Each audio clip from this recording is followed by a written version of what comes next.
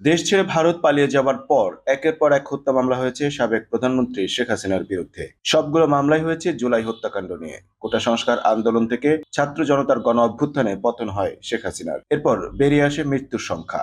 এখন পর্যন্ত ১,০০০-এরও বেশি মানুষ হাসিনা সরকারের হাতে নিহত হয়েছে বলে জানা গেছে। শেখ হাসিনার বিরুদ্ধে প্রথম হত্যা মামলা করা হয় ১৩ই আগস্ট রাজধানীতে, আর ১৭তম মামলাটি করা হয়েছে গতকাল বৃহস্পতিবার আন্তর্জাতিক অপরাধ ট্রাইব্যুনালে।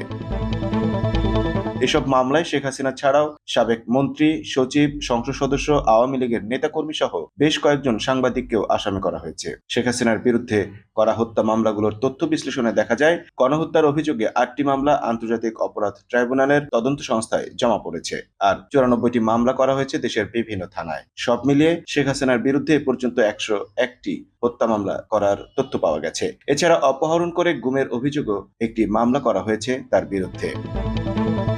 দেশের বিভিন্ন থানায় করা হত্যা মামলাগুলোর মধ্যে ১৩ই আগস্ট একটি, ১৪ই আগস্ট একটি, ১৫ই আগস্ট তিনটি, ১৬ই আগস্ট দুইটি, ১৭ই আগস্ট তিনটি, ১৮ই আগস্ট আটটি, ১৯ আগস্ট চারটি, ২০ আগস্ট ১০টি, ২১শে আগস্ট ১০টি, ২২ আগস্ট ১০টি, ২৩ আগস্ট ১৪টি, ২৫ আগস্ট বিডিআর বিদ্রোহের ঘটনায় ২টি ছাড়াও ১০টি, ২৬ আগস্ট একটি, ২৭ আগস্ট ৪টি, ২৮ আগস্ট ৪টি এবং গতকাল ২৯ আগস্ট ৬টি মামলা করা হয়েছে।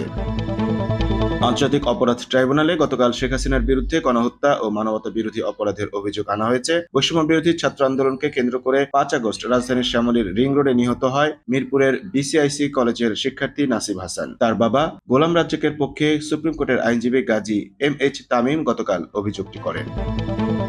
Mamun Mahfuz, time news desk.